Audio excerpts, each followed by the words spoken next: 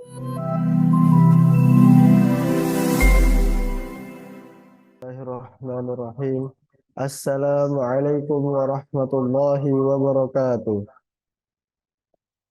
Alhamdulillahi wa kafa. Wassalatu wassalamu ala rasulihil mustafa wa ala alihi wa sahbihi wa man wafa. Asyhadu an la ilaha illallah wahdahu la syarikalah wa asyhadu anna Muhammadan abduhu wa rasuluh la nabiyya wa la rasula ba'da. Yang terhormat Kiai Haji Agung Cahyadi LCMA selaku pemateri kita pada malam hari ini. Yang terhormat Kiai Haji Syaiful Arifin SSMPD selaku Sekretaris Dewan Majelis Kiai. Yang terhormat Ustadz Agus Haryadi SPDI Al-Hafidh selaku Direktur Dafi Pesantren Al-Quran Sains. Yang terhormat Asatid dan Asatidah Dafi Pesantren Al-Quran Sains. Yang terhormat Wali Santri MA maupun SMP Dafi Pesantren Al-Quran Sains, serta teman-teman yang saya banggakan. Puji syukur atas kehadirat Allah Subhanahu wa Ta'ala yang telah memberikan kita nikmat hidayahnya sehingga kita bisa berkumpul di kajian pada malam hari ini. Salawat serta salam tetap kita haturkan kepada baginda kita Nabi Muhammad Sallallahu Alaihi Wasallam yang telah membimbing kita dari zaman kegelapan menuju zaman yang terang benderang, yakni ad-dinul Islam. Saya sebagai MC akan membacakan susunan acara pada malam hari ini. Yang pertama yakni pembukaan, lalu dilanjutkan dengan tasmi Al-Quran, kemudian materi inti, lalu diakhiri dengan penutupan. Baik, mari kita membuka acara pada malam hari ini dengan sama-sama membaca Al-Fatihah. A'udzu billahi minasyaitonir rajim. Bismillahirrahmanirrahim. Alhamdulillahirabbil alamin arrahmanir rahim. Maliki yaumiddin. Iyyaka na'budu wa iyyaka nasta'in. Ihdinas siratal mustaqim. Siratal ladzina an'amta 'alaihim ghairil maghdubi 'alaihim waladdallin. Amin amin rabbal alamin. Acara selanjutnya yakni Tasmi Al-Quran yang akan dibawakan oleh Akhina Fikri Tri Ardiansyah. Kepadanya kami persilahkan. Yes. Assalamualaikum warahmatullahi wabarakatuh. A'udzu billahi minasy syaithanir rajim. Bismillahirrahmanirrahim. يريدون أن يطفئوا نور الله بأفواههم ويأبى الله إلا أن يتم نوره ولو كره الكافرون هو الذي أرسل رسوله بالهدى ودين الحق ليظهره على الدين كله ولو كره المشركون يا أيها الذين آمنوا إن كثيرا من الأحبار والرهبان ليأكلون أموال الناس بالباطل ويصدون عن سبيل الله والذين يكنزون الذهب والفضة ولا ينفقونها في سبيل الله فبشرهم بعذاب أليم يوم يحمى عليها في نار جهنم فتكوى بها جباههم وجنوبهم وظهورهم هذا ما كنزتم لأنفسكم فذوقوا ما كنتم تكنزون إن عدة الشهور عند الله 12 شهرا في كتاب الله يوم خلق السماوات والأرض منها 4 حرم ذلك الدين القيم فلا تظلموا فيهن أنفسكم وقاتلوا المشركين كافة كما يقاتلونكم كافة واعلموا أن الله مع المتقين صدق الله العظيم. السلام عليكم ورحمة الله وبركاته.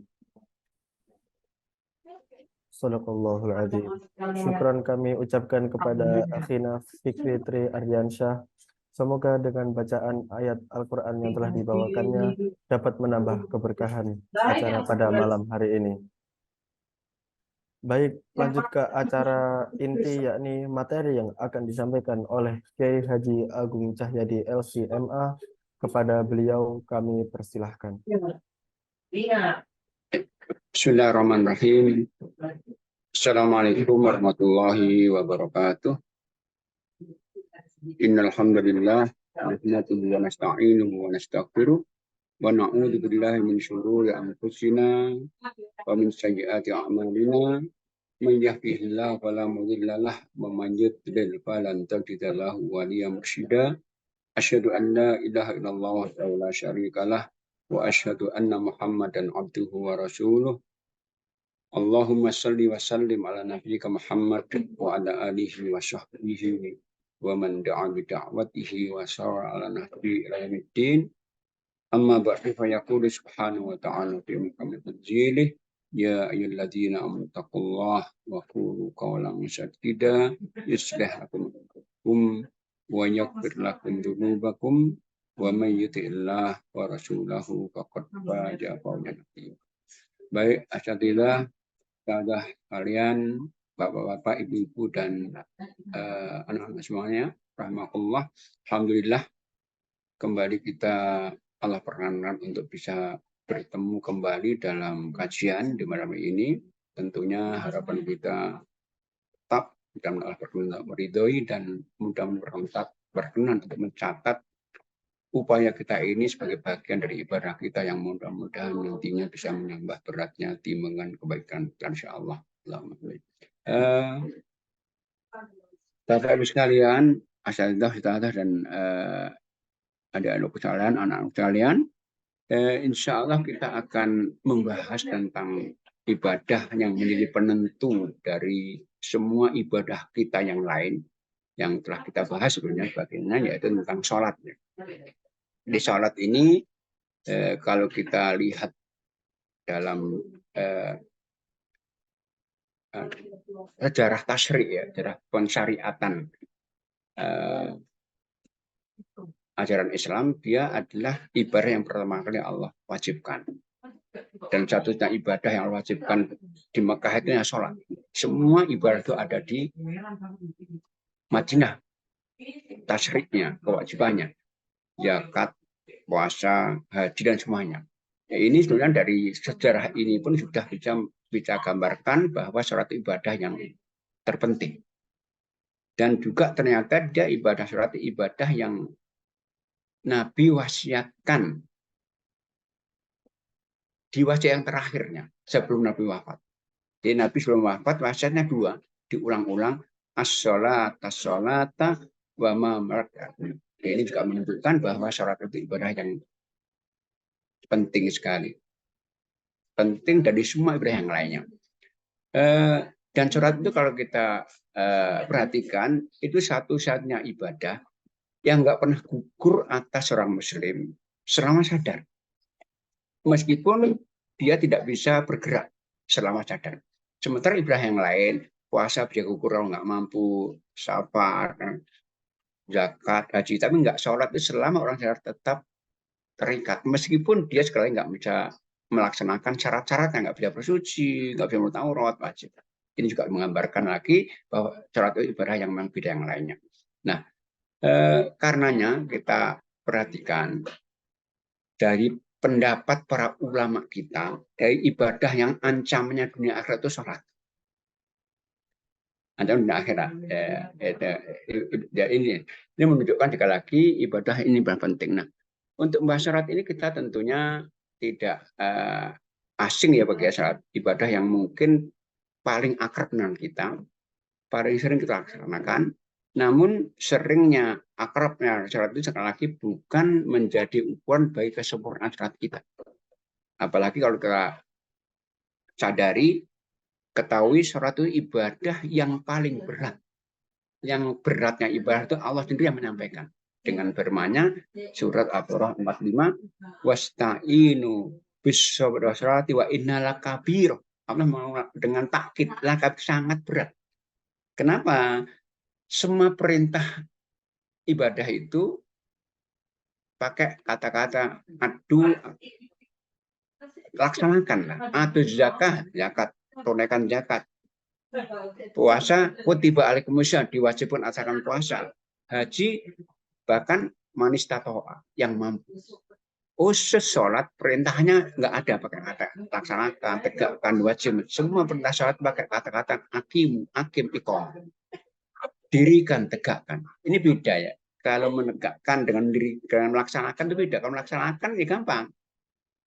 Anak kecil bisa, maka ibadah-ibadah selain sholat itu bisa diwakili. Orang puasa mati, punya hutang puasa diwakili keluarganya. Orang zakat, anaknya bisa menzakat atas nama bapaknya.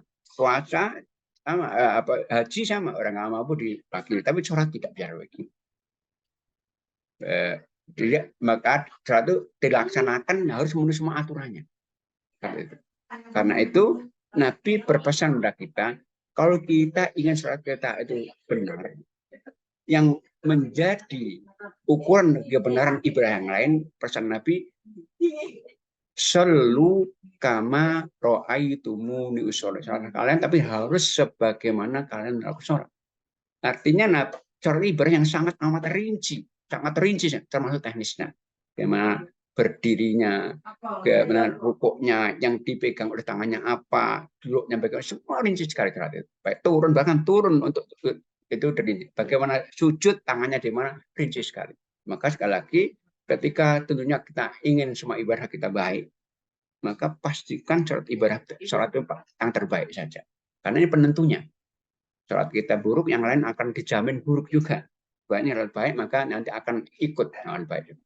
Nah, itu sholat ya. Karena itu para ulama juga kemudian mengatakan, bahkan paling banyak yang menjelaskan tentang sholat itu, mereka mengatakan di antara menyimpulkan ada poin-poin yang menjadi ukuran kesempurnaan sholat kita, yang poin-poin ini menjadi sebuah kesatuan, satu poin ditandalkan berarti nggak sempurna sholat kita. Nah, para ulama menyebutnya ada 4 poin. Yang ini menjadi ukuran kesempurnaan sholat kita. Pertama, ditentukan pada kemampuan kita untuk menjaga sholat secara kontinu, istimror. Yang itu dasarnya firman Allah surat yang ke-70 ayat yang ke-23 ya. 22-23 ya, Allah katakan innal insana khuliqa halu'a idza massahu syarru jazua wa idza massahu al-manu illal musallin alladzina hum ala sholatim daimun. Orang yang mampu merespon ujian-ujian itu yaitu pertama yaitu yang mereka mampu menjaga sholat secara kontinu. Nah, kontinuitas di sini para ulama menyebutkan ada 2 hal. Kontinu dalam menjaga kuantitasnya, jumlahnya minimal kan 5 kali satu hari kita. Itu pun para ulama mengatakan nggak cukup. Yang kedua, menjaga kualitasnya. Kuantitas sekali lagi minimal 5 kali satu hari. Nah, kuantitas secara kualitas yang pertama disebutkan harus dipastikan dilakukan di waktunya. Kalau syarat terikat dengan waktu, yang Allah sampaikan lewat Quran surat 4 ayat 103 ya. Inna sholata kanat al-mu'minina kitaban mauquta, tadi karena waktu. Dan sempurnanya di awal waktunya. Maka ada sebuah riwayat hadis ya. Riwayat hadis diriwayatkan di Tirmidzi itu disebutkan, di mana disebutkan di itu disebutkan Rasulullah bersabda begini. As-sholatu fi awalil waqti ridwanullahi wa fi akhirihi Allah. Sholat fardu di awal waktu itu mendatangkan ridho Allah. Ridho itu puncak cinta. Karena Allah sangat cinta, udah hampir sholat di Wa fi akhirih, dan sholat di akhir waktu itu disebutkan dalam riwayat itu afullah, ampunan Allah. Jadi sholat di awal waktu itu ridho, di akhir waktu ampunan. Ampunan itu apa? Orang diampuni kalau salah. Berarti kesalahan. Saudara. Maka nggak boleh kita sengaja menunda-nunda sholat itu nggak. Ada awal waktu saja. Dia bisa terbang malas nanti. Yang Allah mengatakan wa idza qumna sholat qamu kusala. Nah ini kualitas ya. Yang kedua, kualitas sholat menentukan untuk laki-laki dilaksanakan berjamaah di masjid. Kenapa? Karena memang perintahnya kuat. Bahkan Allah itu merintahkan Nabi untuk sholat berjamaah saat perang. Yaitu surat yang keempat 102 itu. Wa idza kunta fihim fa aqamtal sholat fala taqum ta'im. Itu perang saat suruh sholat, apalagi nggak perang. Perang tuh nggak aman. Kondisi takut, kondisi menegangkan, tapi tetap disuruh berjamaah, apalagi kok aman. Maka itu diberatkan. Ada seorang sahabat buta pernah menyampaikan 5 alasan kepada Nabi untuk minta sholat di rumahnya. Ini syaikhun dorirun laqaida sa'yudar. Artinya Nabi, aku laki-laki yang tua, buta, nggak ada penuntunku, rumahku jauh, dan di antara rumah dan masjid ini ada kebun yang banyak binatang buas. Apakah ada kena untuk sholat di rumah? Maka Nabi mengatakan, bertanya, hal sami tanida, dengarkah engkau azan? Dengar, Pak Ajib. Kalau azan ditangkap. Kayak itu, karena sempurna sholat kita itu diantara ditentukan pada pelaksanaan di masjid berjamaah untuk laki-laki tentunya. Itu parameter pertama. Parameter kedua, sempurna sholat itu kan pada kemampuan kita menjaga adab-adab. Adab sholat itu kaitan dengan syaratnya ya, ketentuannya ya, aturannya. Ya, syaratnya, rukunnya, wajibnya, sunnahnya, itu syarat-syarat, itu aturan. Maka diulang-ulang Allah ketika Allah menjelaskan tentang orang-orang yang dijamin bahagia itu, diantaranya penghuni surga itu surat yang kedua 3 ayat 9, surat 70 ayat 35, di antara kalian walladzina ala shalawatim yuhafidun. Mereka mampu menjaga. Yuhafidun di sini para ulama mengatakan termasuk juga kuantitas dan juga aturan. Yuhafidun. Nah, karena apa? Satu aturan itu kan bisa nggak sempurna, bahkan bisa nggak sah. Maka Nabi pernah menyuruh sahabat untuk mengulang sampai 3 kali kata dia meninggalkan satu aturan, nggak tomainah waktu itu. Sholli fa inna sholli sampai 3 kali. Itu yang ketiga, sempurna salat itu kan pada kemampuan kita untuk khusyuk. Khusyuk itu secara bahasanya tunduk patuh. Tetapi intinya khusyuk itu konsentrasi penuh dengan apa yang kita lakukan. Karena Allah itu tidak menerima doanya orang yang mengucapkan suatu, pikirannya tidak nyambung dengan apa yang diucapkan. Gobil. Salat itu intinya doa. Maka Nabi dalam hadis Muslim, hadis qudsi, Allah berfirman, qasamtu sholata baini wa baina abdi qismain. Aku bagi salat itu 2 bagian. Satu bagian untukku, satu bagian hak hambaku. Idza qala abdi, alhamdulillah, kalau hambaku sedang mengucapkan alhamdulillah dalam syaratnya, maka respon Allah, hamadani abdi, hambaku sedang memuji aku. Langsung direspon bagi yang khusyuk. Ar-Rahman Rahim, Allah merespon lagi, asna ali, hambaku sedang memuji aku, dan hak Allah diuji. Tapi ketika kita melancarkan iya karena butuh, iya karena stain, respon Allah, hadza baini wa baina abdi wa li abdi, ini antara aku dan hambaku. Iya karena butuh menyembah itu hakku, ya stain meminta itu hamba, yang diminta akan aku beri semuanya. Ketika kita lanjutkan ihdinas siratal mustaqim al-dhalin, respon Allah satu, hadza li abdi wa li abdi masal. Ini semua hambaku, yang diminta cuma akan aku beri. Nah itu kalau kita khusyuk. Maka khusyuk salat itu kata ulama, dia menentukan di antara menentukan pahala yang kita akan terima salat itu.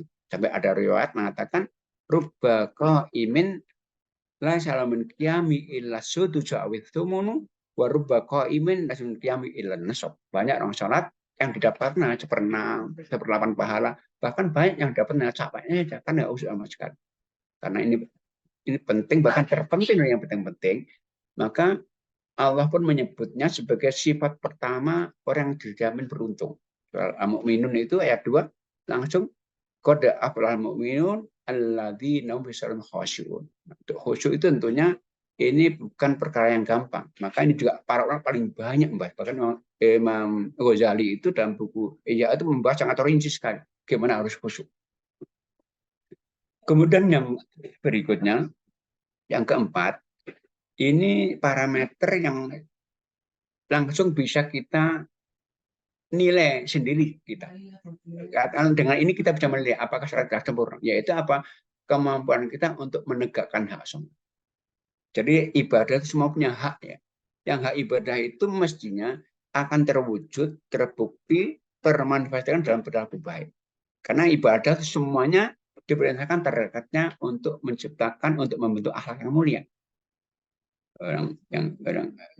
Yaitu orang akhlak mulia itu orang yang hatinya bersih, nggak kotor, nggak menyakiti orang, nggak mengganggu orang, peduli, empati, itu ada orang baik. Semua untuk hak sholat itu Allah sampaikan dalam Al-Quran surat yang ke-29 ya, Ankabut 45, wa aqimis sholata inna sholata tanha anil fahsya wal munkar. Tegakkan sholat, kalau sholat itu tegak dengan benar, mesti pelakunya akan jauh dari keji dan mungkar, mesti akan berakhlak yang baik. Ini 4 poin yang menjadi parameter dari sempurna sholat kita. Karena itu ini bisa kita jadikan bahan evaluasi kita. Benarkah kita sudah selama ini sudah kontinu untuk menjaga sholat secara kuantitas kualitasnya? Benarkah syarat-syarat, rukun-rukun, wajib-wajib, bahkan sunnah sholat juga terjadikan secara penuh? Karena sunnah juga perintah. Benarkah kita selama ini khusyuk? Sehingga kita saat-saat berikan semua yang terbaik, pikiran terbaik, waktu terbaik. Karena orang kalau sholat dengan pikiran sisa nggak akan khusyuk. Waktu sisa nggak akan khusyuk.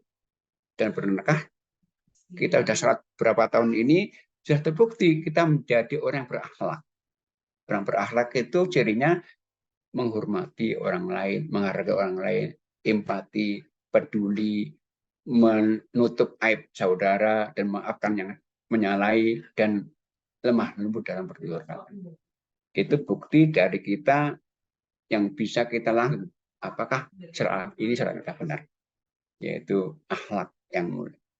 Nah itu sekali lagi tentang parameter. Nah berikutnya para ulama menentukan hukum orang nggak sholat. Hukumnya apa? Ada 2 sebab ya.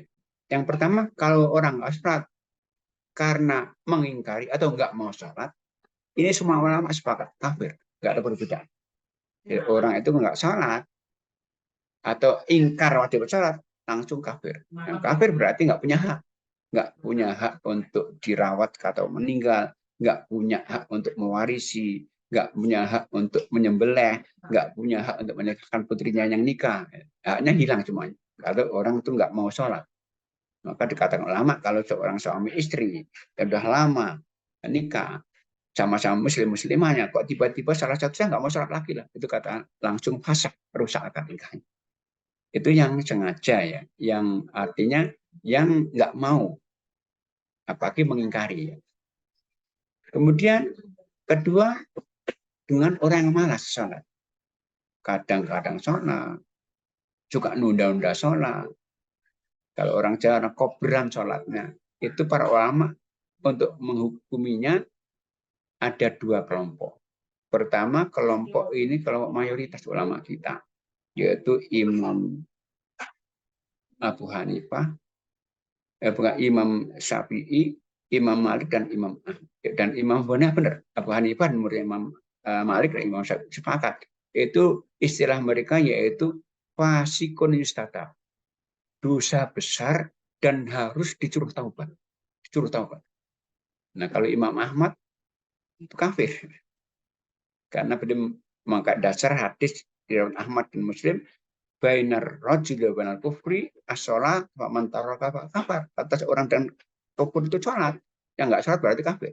Tapi sekali lagi mayoritas ulama kita tadi Imam Abu Hanifah, muridnya Imam Malik dan muridnya Imam Syafi'i, fasikun istata, dosa besar dan dosa tobat. Artinya kalau negara Islam itu mengikat, maka diancam.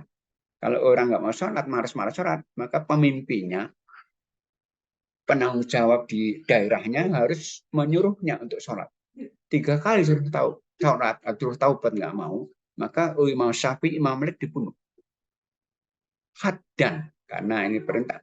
Kalau jadi Abu Hanifah beda. Jadi Abu Hanifah itu ulama madhab yang menentukan hukum orang malas sholat itu paling ringan. Apa? Tetap dia fasikun, bisa berjalan taubat, tapi kalau nggak mau taubat, nggak sampai dibunuh. Ditakzir. Takzir itu dihukum sesuai dengan kesepakatan ahlul iqd wal iqdi. Artinya nggak sampai pembunuhan, bisa penjarakan, nggak orang sampai dia di sholat. Itu karena pentingnya sholat itu. Ya, itu hukum ya. Nah, berikutnya kita akan mencoba ya untuk membahas tentang parameter yang kedua. Itu kaitan dengan adab ya. Adab itu ada syarat, ada rukun, ada wajib, ada sunnah. Nanti ada yang mubah, ada makruh, ada yang membatalkan. Nah, untuk syarat sholat itu ada 2 macam, syarat wajib, syarat sah. Syarat wajib artinya mereka yang wajib sholat itu hanya mereka memenuhi syarat. Syaratnya kalau istilahnya mukallaf, dia muslim, balik, berakal. Seorang muslim belum balik nggak wajib sholat. Tetapi orang tuanya yang wajib mengajarkan. Jadi anak yang belum balik itu nggak wajib sholat, ya. Kalau sholat dapat pahala memang, tapi orang tuanya wajib untuk mengajarkan. Sampai Nabi berpesan, alimu sibyanakum surah lisabin buat ribu alaihi asrin. Ajarkan, biasakan 10 tahun belum balik tuh, bahkan 3 tahun kemudian 10 tahun belum satu boleh dipukul. Ketiga yaitu mukallaf itu penjamin muslim balik tidak berakal. Artinya orang nggak berakal jangan dipaksa. Ya, orang bapak ibu yang sepuh, ya udah pikun, itu udah gugur, jangan dipaksakan. Karena udah nggak mukallaf lagi, nggak terbebani beban-beban syariat. Nah, mereka yang wajib sholat ini baru akan sah sholatnya kalau memenuhi syarat-syarat sah sholat. Syarat sah sholat itu ada 6 ya. Pertama yaitu dilakukan di waktunya. Dan itu harus pasti, nggak boleh ragu-ragu. Karena sudah berikan waktu tadi. Surat Nisa ayat 103. Kalau mau sholat duhur pastikan masuk. Kalau ragu-ragu nggak boleh. Udah masuk belum ya? Nggak, sampai pasti waktu mau sholat. Itu pertama. Yang kedua yaitu suci dari hadas. Hadas itu adalah kondisi yang melekat pada diri seorang muslim muslimah yang dengan kondisi itu nggak sah sholatnya bersuci. Ya ada 2 macam, hadas kecil seperti buang angin, buang air kecil, buang air besar itu hadas kecil. Itu nggak boleh sholat sampai dia bersuci dengan cara wudhu. Hadas besar, wanita haid, nifas, junub itu hadas besar. Karena suci kalau sudah mandi. Nah, ini harus dilakukan sebelum sholat, pastikan. Nah, maka syarat sah ini hal yang mengikat dan harus sudah terwujud sebelum sholat dimulai. Dan yang ketiga adalah suci dari najis. Najis itu adalah kotoran-kotoran yang terjangkau oleh indera kita, bisa kita lihat, bisa kita cium, bisa kita rasa, yang harus terhindar dari 3 tempat. Pakaian kita, badan kita, dan tempat sholat kita. Sebelum sholat pastikan nggak ada najisnya di badan kita, di pakaian kita, dan juga di tempat sholat kita. Kalau ada najis kita harus bersihkan dulu.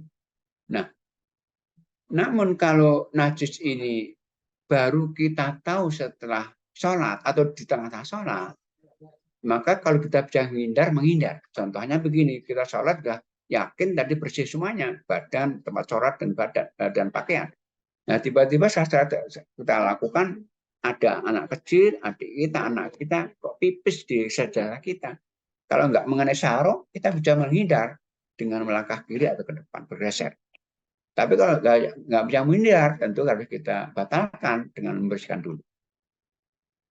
Nah, berikutnya adalah yaitu menutup aurat.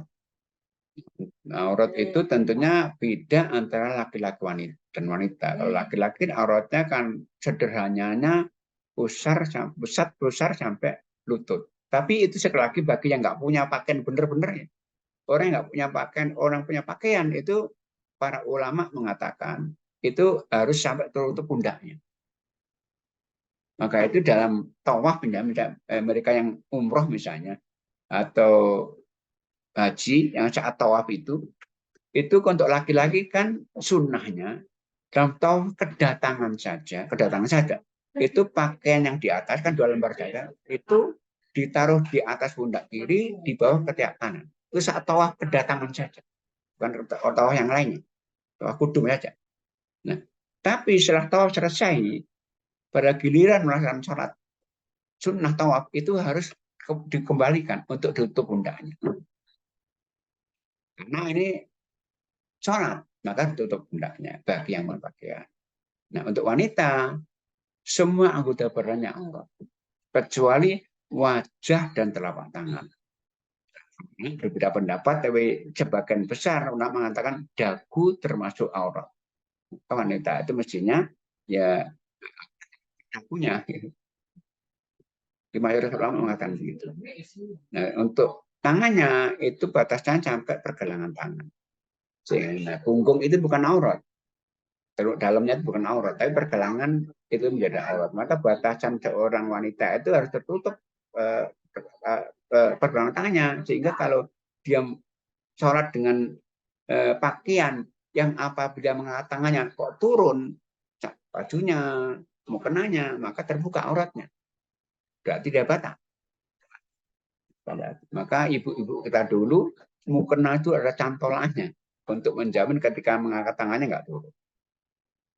Nah, kemudian syarat yang kelima yaitu menghadap ke arah kiblat. Dan ini paling mudah. Kenapa? Karena ketentuan fikihnya yang wajib persis hanya yang melihat langsung. Bagi yang tidak melihat langsung itu boleh menghadap ke arahnya saja.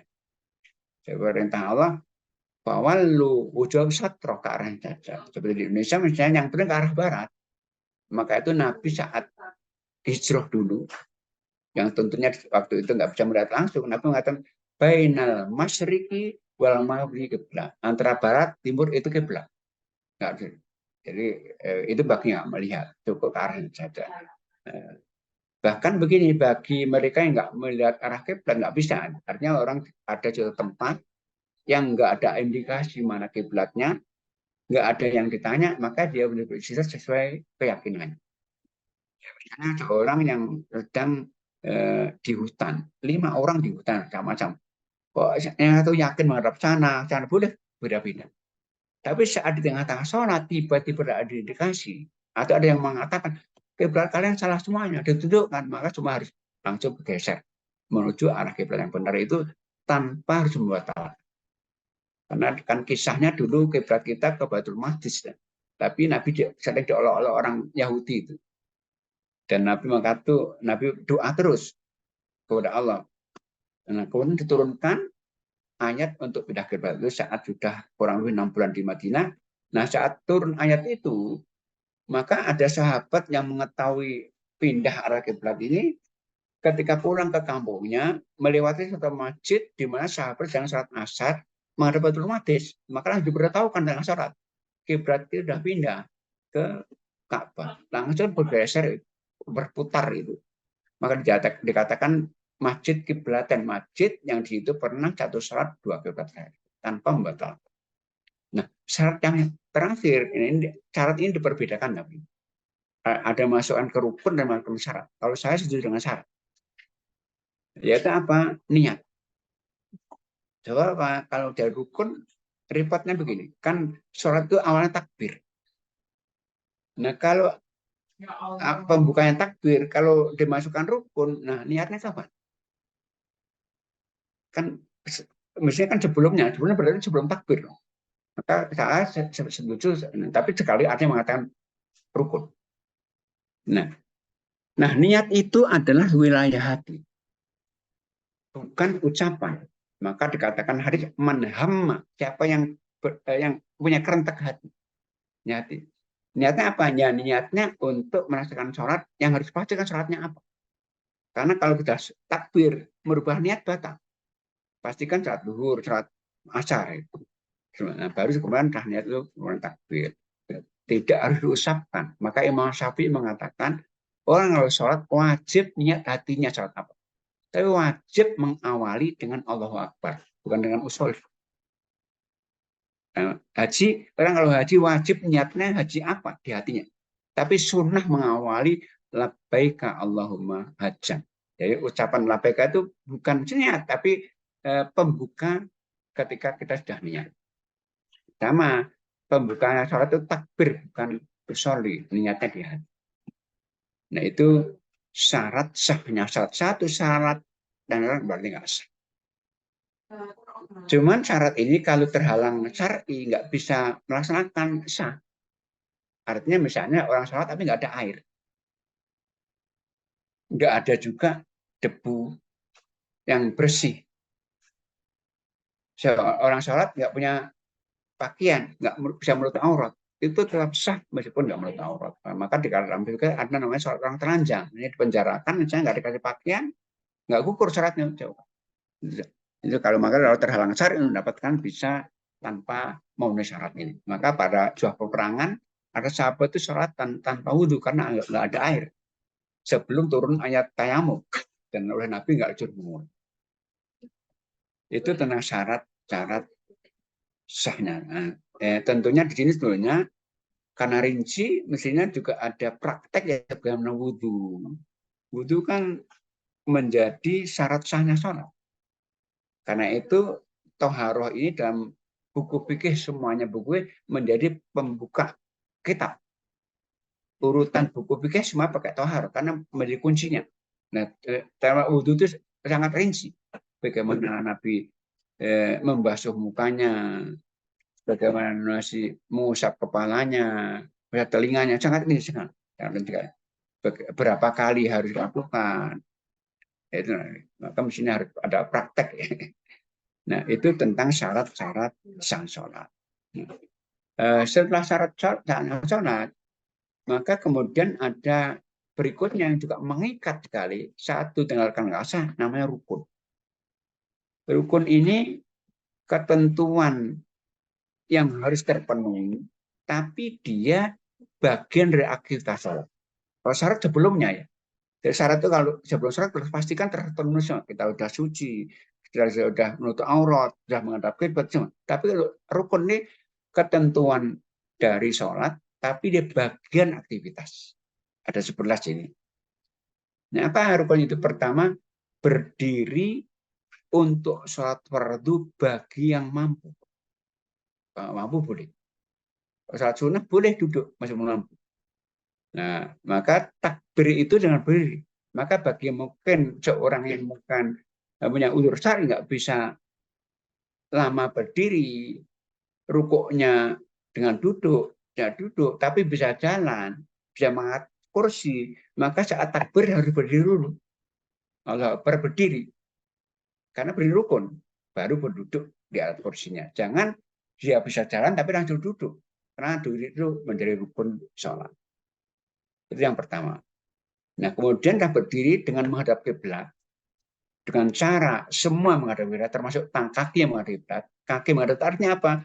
Jadi kaki nggak boleh serong. Ya. Jadi kaki itu, dari tapak kaki kita itu harus menghadap kiblat. Jadi lurus, bukan serong bentuk V. Karena digambarkan dalam sifat sholat itu ketika berjamaah yang menempel antara tangga itu mulai kelingking sampai belakang. Nah kalau serong nanti menempel kelingking saja. Dan ini berjarak antara kanan kiri. Jaraknya sesuaikan dengan pundak masing-masing, sejajar dengan pundak masing-masing. Itu tenang berdiri, menghadap kiblat, termasuk kakinya. Nah kemudian setelah berdiri, yang kedua takbirul ihram, ucapan Allahu Akbar. Untuk mengangkatnya bukan rukun ya, nanti sunnahnya aja. Tapi ucapan Allah Akbar sebagai pembuka itu rukun. Enggak melakukan enggak sah. Karena itu kalau kita yang masbuk ya, itu artinya kita ketinggalan untuk jamaah ya, terlambat. Imam rukuk, imam sujud, kita baru masuk, kita sunnah untuk langsung ikut sujud untuk rukuk. Kata Nabi mengatakan, idza atatumul masjid wa sujud fasjudu. Kalau kalian datang masjid, kalau imam sujud langsung sujud kali. Tapi harus diawali takbir dulu. Dulu maksudnya.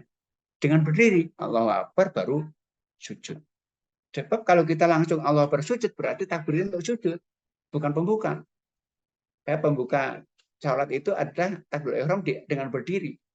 Nah, Allahu Akbar baru kemudian turun untuk sujud. Karena kalau takbir kita untuk sujud berarti kita belum buka salat, berarti nggak sah salat itu.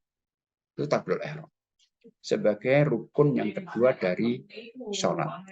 Nah, rukun ketiga adalah membaca Al-Fatihah pada setiap rakaat. Ini yang terikat dua. Orang yang sholat sendiri dan bagi imam. Karena orang sholat sendiri, imam nggak asal kecuali dalam rakaatnya baca Fatihah. Untuk jamaah nanti ada hukum lain. Karena sebagian ulama, bahkan Abu Hanifah itu untuk jamaah itu nggak wajib baca Fatihah. Baik sholat syariah atau jariyah. Karena ada sebuah riwayat yang dibeli pakai, man kana imam qira'atu qira'atu. Yang punya imam bacaan imam bagian bagi. Nah, tapi sekali lagi untuk yang sholat sendiri, imam wajib baca sampai tuntas. Nah, rukun ini. Nah, rukun berikutnya adalah ruku. Al-Fatihah, ruku. Kalau baca Qur'annya nanti masuk wajib. Nah, ruku itu sama. Rukun.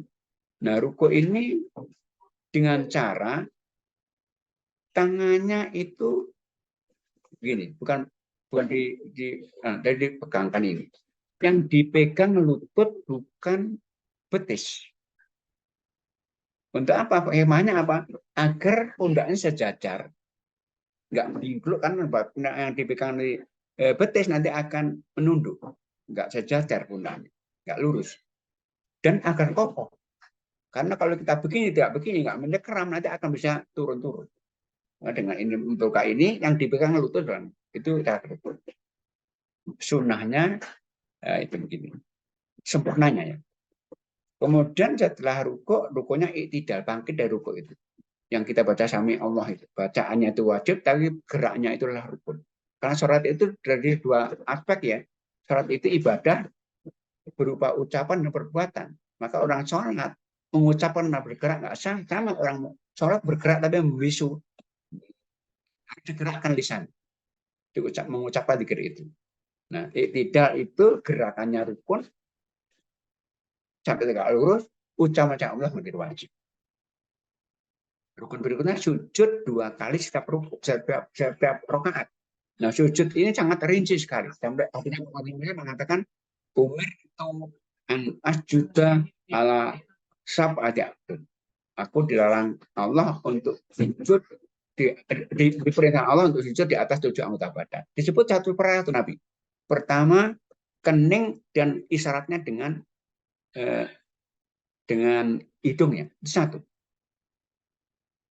Jadi kening hidung. Maka orang nggak sholat kok keningan nempel, hidungnya nggak menempel nggak boleh. Kalau mayoritas nggak sah. Imam Syafi'i nggak sempurna. Kalau Imam Abu Hanifah, Imam Malik, Imam Ahmad nggak sah. Karena Nabi beri isyarat langsung. Kening jabah wa asor ilah menempel. Yang kedua, yang harus menempel 2 tangan.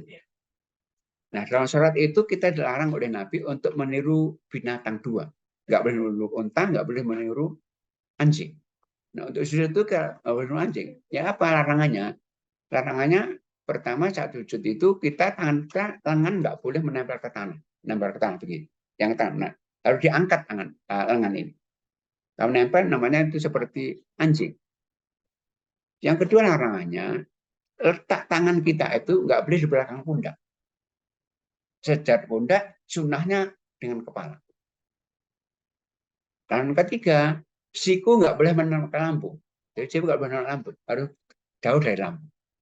Jadi untuk sujud itu sekali lagi harus menempel pertama kening dan hidung, kedua tangan, Dua tangan itu nggak boleh lengannya menempel ke tanah, siku nggak lambung, letak tangan nggak boleh di belakang pundak. Nah, yang ketiga, itu ketiga ya, tiga, 4 ke 5 kedua lutut, 6 7 baru kedua kaki. Nah, dua kaki ini itu saat berdiri rukuk kita ada renggang, ada jarak kiraan untuk sujud langsung menempel. Jadi menempel di gini, nempel ini. Enggak begini, nempel. Dan itu sempurnanya jari-jari menghadap arah kiblat. Jadi enggak renggang ya kalau menempel gini. Dan semua menempel ke tanah. Jangan sampai diangkat gini, kalau diangkat enggak sah. Ini tentang cara sujud. Dan kemudian hadisnya wala aku busakron wala taban. Aku dilarang untuk mengikat rambut dan melipat pakaian. Artinya laki-laki yang mungkin rambutnya panjang itu nggak apa-apa, cuman nggak boleh diikat, jaga, nggak boleh. Mungkin ada yang mengatakan begini, kalau nggak diikat nanti akan menghalangi kening. Sehingga kalau nggak diikat, kadang-kadang ada anak muda itu kalau sujud sibuk dengan, nah itu nggak benar. Kenapa? Jadi kening terhalangi oleh rambut itu nggak menyebabkan nggak asal. Yang penting menempel ke tanah ya, terhalangi oleh jilbab, oleh pakaian, oleh sahabat itu waktu musim panas biasa pakainya panjang itu dipakai untuk menghalangi keningnya karena panas karena Nabi kan masjidnya nggak ada atapnya di belakang itu kemudian pasir panas. Nah, panas salah satu biasa pakaiannya dianukan kemudian untuk nggak apa-apa terhalang oleh karena yang harus menempelkan kening, hidung, dua tangan, dua lutut, dua kaki. Nah kalau kening terhalang rambut gasan berarti lututnya harus dibolongi juga. Ini terhalang oleh sarung. Nah itu yang cara sujud. Dan bukan rukun. Nah rukun berikutnya adalah duduk dan sujud. Nah duduk dan sujud itu sunnahnya dengan cara posisi iftiros. Iftiros itu apa? Terus kaki kiri diduduki, kaki kanan ditegakkan lurus. Jadi kaki diduduk kita duduk ke kanan tegak. Nah ini ada larangan. Saat duduk apa? Nggak boleh ek'a. Ek'a itu menyerupai anjing. Eka itu ada 3 cara ya. 3 cara. Cara yang pertama masih diperbolehkan. Itu apa? Dengan kaki kita berdiri begini, kita duduk di atasnya. Itu namanya eka. Yang diperbolehkan. Eka yang kedua itu yang dimakruhkan. Nggak boleh, tapi nggak sampai haram. Yaitu apa? Kaki kita turunkan diri, tapi kita duduk di atas kedua kaki. Yang ketiga yang diharamkan, yaitu kaki kita itu pisah. Kita duduk di lantai. Itu eka yang nggak boleh. Jadi eka yang nggak boleh itu yang haram itu ketika kaki kita itu nggak tegak, tapi kita turunkan begini, kemudian kita duduknya di atas lantai, di atas tempat sajadah, itu nggak boleh. Nah, itu rukun ya, rukun. Jadi kalau lagi nah rukun berikutnya tentunya kita tahu yaitu duduk akhir itu ada langsung rukunnya. Duduk akhir baca tahiyat, baca sholawat. Itu rukun. Jadi satu kaligus ini 3 aktivitas. Duduk akhirnya, baca tahiyatnya, baca sholawat. Nah berikutnya baru kemudian salam sebagai penutupnya. Ya, ucapan salam itu untuk geraknya itu enggak bukan rukun. Assalamualaikumnya itu yang rukun. Nah ini ada perbedaan apakah satu ada atau dua-duanya. Kalau Imam Syafi'i kan rukunnya pertama saja. Salam kedua itu adalah sunnah saja. Kalau Ahmad dua-duanya rukun. Ada perbedaan saja itu. Nah tentang syarat rukun berikutnya yang ini ya tertib tentunya dan tumak nina. Artinya itu artinya berhentinya anggota badan saat merasakan gerakan sholat yang waktu berhenti ini cukup membaca zikirnya. Jadi saat kita rukuk berhenti, waktu berhenti ini baca zikirnya. Jika bacaan itu dilakukan saat berhenti, maka kalau bacaan waktu gerak maka enggak asal atau mana. Allah Akbar, Allah negeri enggak. Berdiri, berhenti, baru baca. Berhenti sujud, baru baca. Berhenti duduk, berhenti, baru baca. Maka dimana itu yaitu terbacanya cuma dikir-dikir rukun itu saat berhenti. Itu tumainah. Nah, dan untuk mengikuti gerakan kalau jamaah udah ya, untuk imam itu kita nggak boleh bareng imam ya. Kan Nabi mengatakan begini, innama ju'ilal imamu liyutamma. Imam diberikan untuk diikuti ya. Dan untuk dalam ini gerakan makmum itu nggak boleh bareng, nggak boleh bareng, makruh. Imam Allahu Akbar rukuk sempurna baru rukuk, nggak boleh bareng. Imam sama tegak baru kita tegak. Jadi mendahului imam itu batal, batal itu.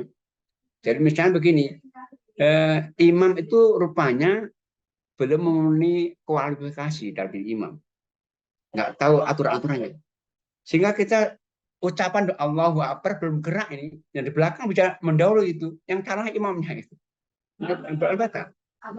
Maka imam itu gerakan ucapannya harus bareng. Bahkan sebagian ulama mengatakan antisipasi gerakannya dulu aja. Tapi nggak sunnah, yang sunnahnya bareng. Jadi sempurna bareng, Allahu Akbar bareng, tapi sebagian ulama boleh gerakannya dulu. Tapi itu bukan dari Nabi. Kalau dari Nabi itu para ulama mengatakan itu bareng. Nggak boleh ucapannya dulu. Allahu Akbar baru bergerak, nggak boleh. Itu jadi yang dalam jamaah itu kita nggak boleh membangun imam. Kalau mendahului dan nggak boleh berlama-lama dalam mengikuti imam. Ada contoh begini, kan hampir semuanya tahu saat sujud kita sunahkan banyak doa. Sunnah itu, karena posisi paling dekat dengan Allah. Teman kesalahannya begini, ketika imam sujud, kemudian bangkit untuk tasyahud akhir, ada makmumnya doa saja, nggak boleh. Karena apa? Doanya sunnah, ikut imamnya wajib dan harus segera. Berarti salah itu. Nah, itu di antara aturannya. Ini kalikan dan rukun ya. Kalau mengikuti rukun imam itu kita nggak boleh bareng, nggak boleh mendahului, bahkan kita harus setelah yang sempurna baru kita bareng. Nah itu kurang lebih ya rukun-rukun sholat ya. Mungkin ada yang mungkin ditanyakan, ditambahkan, mungkin sementara cukupkan ya. Monggo silakan. Kalau mau ada yang bertanya, menambahkan silakan. Assalamualaikum warahmatullahi wabarakatuh. Waalaikumsalam. Baik, kami persilahkan pada para hadirin bagi yang ingin bertanya, silahkan raise hand atau langsung ketik di kolom chat.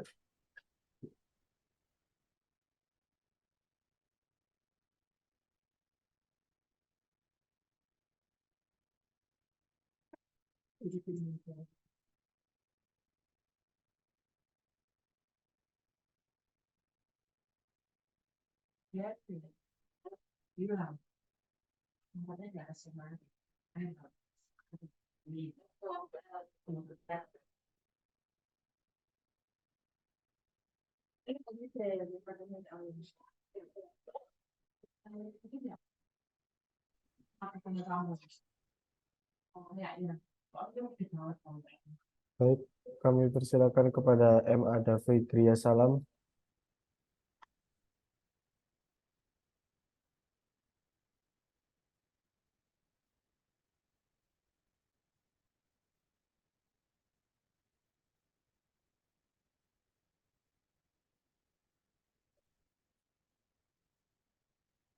Ini Kiai, ada yang bertanya lewat kolom chat. Ya. Afwan Kiai, bagaimana hukumnya kunut nazilah dan kapan kunut ini dilaksanakan? Jadi Imam Anas bin Malik mengatakan dalam hadis Muslim, qanat Rasulullah SAW syahrun yad'u ala ahyain Arab tsumma taraka. Kata Anas, Nabi itu pernah kunut 1 bulan penuh, mendoakan satu penduduk kampung, baru diringankan. Itu kisahnya itu ada 70 qurra, ya, 70 penghafal Quran ini Nabi utus dua sariyah, 2 misi peperangan. Ketika lewat kampung dibunuh. Saking marahnya Nabi itu kunut nazilah itu bahkan menyebut satu persatu dilaknat Allah yang pada membunuh itu, karena Nabi tahu siapa membunuhnya. Ini 1 bulan 1 bulan. Nah, kapan lakukan itu? Pada setiap sholat. Jadi kalau najilah itu maka boleh pada setiap sholat 5 kali, Pak. Dan 1 kali 5 fardu ya, 5 kali subuh, zuhur, asar, maghrib, isya. Itu boleh. Itu pada rakaat terakhir. Kunutnya itu. Boleh setelah rukuk, boleh sebelum rukuk. Yang mayoritas pada rukuk. Cuman boleh 1 kali saja. Dan ada riwayat yang sahih juga pada sholat subuh saja. Di peristiwa lain aja, Nabi bukan sekali ya, bukan pada itu banyak. Jadi pada pembunuh Uhud itu Nabi juga kunut najilah. Jadi suruh najilah itu boleh untuk sholat tertentu subuh saja misalnya, boleh 5 waktu sekaligus dalam 1 hari. Dan Nabi untuk yang 5 waktu itu 1 bulan boleh. Kata Anas bin Malik. Nah, itu silakan. Nah ini mungkin kita juga beberapa masjid di Surabaya sudah, Jakarta sudah banyak pakai najilah ya, karena peristiwa di Gaza, peristiwa di Palestina. Kita sudah banyak yang syahid karena kebrutalan Israel. Kita boleh, dan doa buruk kepada para Yahudi dan yang membantunya, karena Nabi itu melaknat pada mereka yang membunuh dalam doa najilahnya itu, pun najilahnya. Silakan. Oke, monggo silakan oleh yang lain.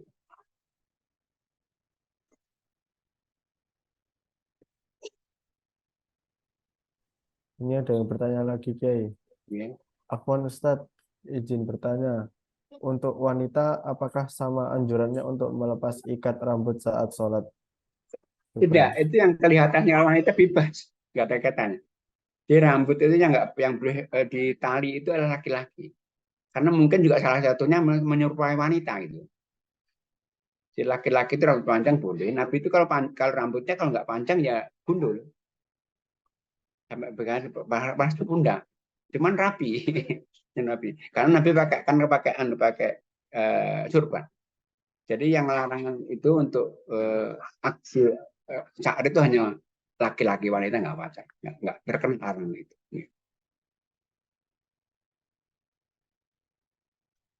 Silakan, boleh dibaca di chat.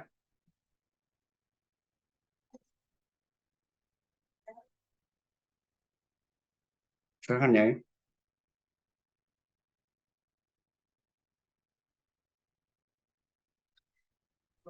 Baik, kami persilakan kepada M. Adafi Gria Salam. Juga di chat banyak itu.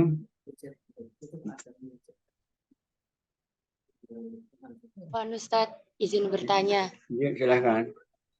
Jika untuk perempuan saat sholat, waktu sujud, hidung dan keningnya tertutup mukena tempat sujudnya, apa hukumnya Ustadz? Baik. Jadi menurut 3 madhab ya, 3 madhab ya, Abu Hanifah, Imam Malik, Imam Ahmad nggak apa-apa. Imam Syafi'i kalau pakaian itu yang menutup yang dipakainya para Syafi'i nggak sempurna. Tapi yang lain nggak apa-apa, dan ini lebih kuat karena sekali lagi Rasulullah, para sahabat itu kalau menurut panas pakai pakainya untuk menghalangi karena ini agar nggak menyentuh kenal. Yang nggak boleh itu ketika badan kita tuh nggak menyentuh. Kalau menyentuh terhalang mukena, kopiah itu nggak masalah. Itu sama dengan lutut kan. Lutut kan harus menempel kan, tapi lutut kan terhalang oleh sarung, untuk mukena kan sama. Pakai kaos kaki terhalang juga nggak apa-apa. Insya Allah nggak apa-apa. Ini tidak usah. Oke, silakan yang lainnya.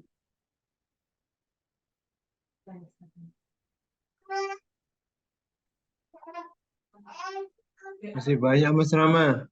Dibaca aja tuh. Naam, Kiai. Assalamualaikum Ustadz. Bolehkah sholat di atas karpet yang berbulu tebal sehingga serasa kening tidak menempel di lantai? Syukron. Jadi nggak harus menempel ke lantai, ya menempel ke alas kita. Cuman ketika karpetnya itu seperti pakai busa, memang dimakruhkan karena nanti nggak sejajar. Jadi enggak kening kita itu kalau menempel nanti masuk gitu. Jadi dimakruhkan saja kita sholat di tempat-tempat yang tidak yang terlalu empuk tadi, enggak, jadi nggak sejajar nanti. Tadi karpet yang terlalu tebal, karpet setebal apa sih? Yang masalah itu ketika kita di atas busa, kasur berbusa, itu kan itu yang dimakruhkan. Kalau sajadah ya cara karpet kalau nggak sampai begitu, sampai nggak masuklah kening kita, berarti nggak sampai masuk banget, nggak masalah. Ini. Afwan Ustadz, bagaimana posisi tangan atau lengan pada wanita ketika sujud?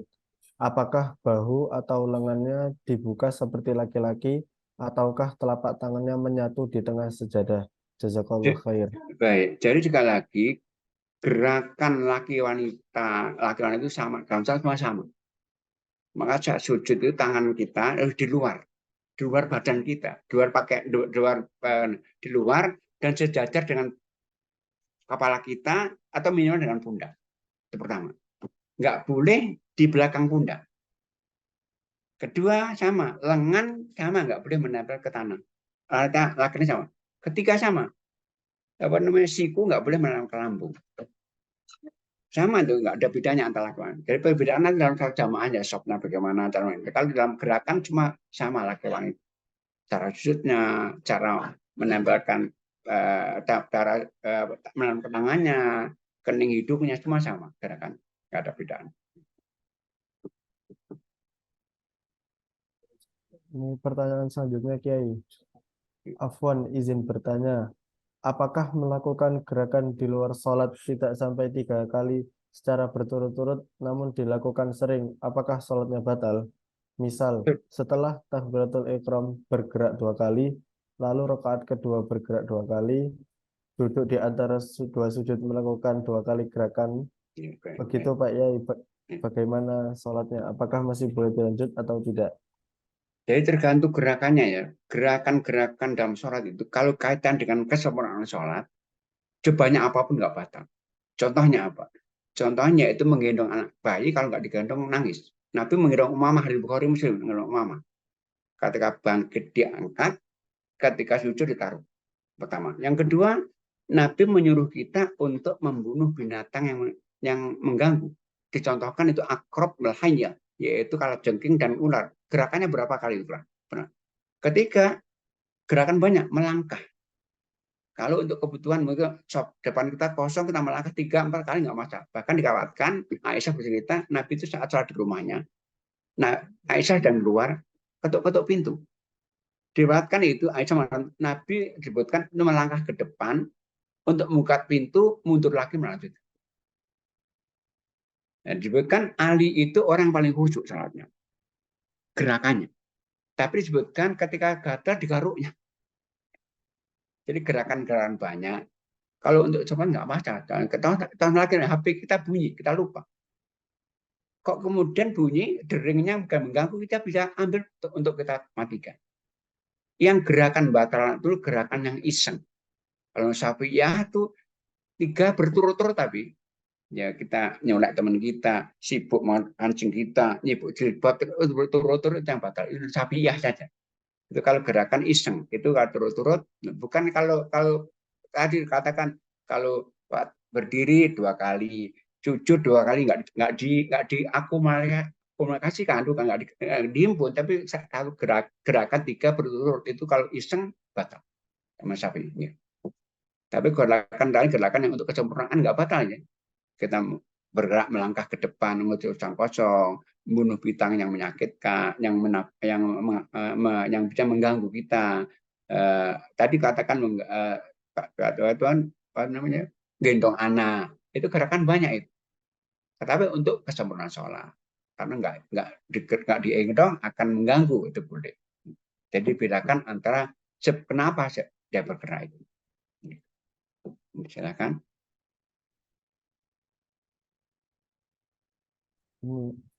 Assalamualaikum Ustadz. Bagaimana cara agar hati kita saat sholat bisa benar-benar terkoneksi dengan Allah Subhanahu wa Ta'ala? Ya. Baik, yang pertama pastikan kalau sholat itu berikan potensi yang terbaik, pikiran terbaik, dan pikiran sisa, waktu terbaik dan waktu sisa, semua terbaik. Kedua, upayakan kita memahami apa yang kita baca. Fatihahnya bersama. Jangan kita membaca, kita nggak paham, bisa pikiran kita nanti melayang kemana-mana. Ketiga, pastikan kita jangan sholat di tempat yang gaduh. Nggak boleh. Karena terganggu, nggak konsen. Keempat, hindari sholat di tempat yang banyak hiasannya. Maka menghiasi masjid itu nggak boleh, makruh. Berkali-kali masjid itu nggak boleh, makruh. Karena apa? Akan mengganggu kita. Maka Nabi itu kalau sholat, itu pakainya itu senantiasa polos. Punya hijau Nabi, punya putih, yang senangnya putih, yang putih. Kenapa? Kalau nggak polos, kaca di belakang kita ganggu. Kita kadang-kadang ada sarung kan dibaca juga, itu sarung atlas, ada duduk dibaca juga. Kaligrafi punya sajadah yang baru itu kadang mengganggu kita. Maka sekali itu pastikan, sekali lagi, pastikan kita berikan terbaik, pikiran terbaik, waktu terbaik, pastikan kita memahami yang kita baca, pastikan jangan tempat yang gaduh, tempat yang banyak kaligrafinya, itu hindari cuma. Itu insya Allah akan membantu kita untuk bisa kita langsung connect dengan Allah.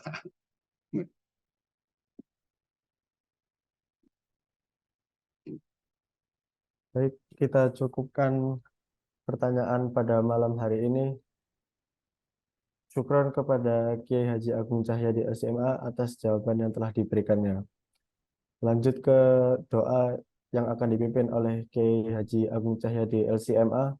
Kepada beliau kami persilahkan. A'udzubillahi minasyaitonirrajim. Bismillahirrahmanirrahim. Alhamdulillahirabbil alamin. Wassalatu wassalamu ala anbiya wal mursalin wa ala alihi washabihi ajma'in. A'udzubillahi minasyaitonir rajim. La ilaha illa anta subhanaka inna kunna minadh dhalimin. Rabbana ighfir lana wa li ikhwanina allazina sabaquna bil iman wa la taj'al fi qulubina ghillan lil ladzina amanu rabbana innaka ra'ufur rahim. Rabbana ighfir lana dzunubana wa israfana fi amrina wa tsabbit aqdamana wansurna amal qaumil kafirin. Allahumma hdina fi man hadait wa afina fi man afait wa tawallana fi man tawallait wa barik lana fi Allahumma azzal islam al muslimin wa adil syirka wal musyrikin. Allahumma ansur ikhwanina al mujahidin fi Palestin. Allahumma tsabbit imanahum wa anzil sakinata ala qulubihim wa hafidh suhufahum. Allahumma farij hammahum wa yassir amrahum wansurhum ala man dhalamahum. Allahumma akshif anhum al-bala waj'al lahum makhrajan min kulli bala. Allahumma atim ja'iahum wa ammin haifahum warham mautahum wasfi mardahum wa dawi jarhahum. Allahumma antakum ala a'daihim waqti rubba fi qulubihim urda aidan kullahurim. Allahumma munjil al-kitab wa mujir as-sahab wa ajmul ahjab ihjimhum ihjim a'da al-muslimin ihjim as-sahiyan wal mu'tadin wa aman. Allahumma inna nas'aluka fi nuhurihim wa na'udzubika min syururihim. Allahumma qina bi halal an haramik wa aqina min fadlika min siwak. Allahumma Allah Rabbana hab lana min azwajina wa dzurriyyatina qurrata a'yun waj'al muttaqina imama. Rabbana atina fid dunya hasanah wa fil akhirati hasanah wa qina adzabannar. Wa subhana rabbika rabbil izzati amma yasifun wa salamun alal mursalin walhamdulillahi rabbil alamin. Mohon maaf lahir khilaf. Assalamualaikum warahmatullahi wabarakatuh. Waalaikumsalam warahmatullahi wabarakatuh. Kami ucapkan banyak terima kasih kepada Kiai Haji Agung Cahyadi LCMA atas ilmu yang telah diberikannya. Semoga dapat menambah wawasan kita. Baik, mari kita tutup acara pada malam hari ini dengan sama-sama membaca hamdalah dan doa kafaratul majelis. Alhamdulillahirabbil alamin. Subhanakallahumma wa bihamdika asyhadu an la ilaha illa anta astaghfiruka wa atubu ilaik. Saya MC pamit undur diri. Jika ada kesalahan mohon dimaafkan. Wassalamualaikum warahmatullahi wabarakatuh. Assalamualaikum warahmatullahi wabarakatuh. Jazakumullah khairan. Banyak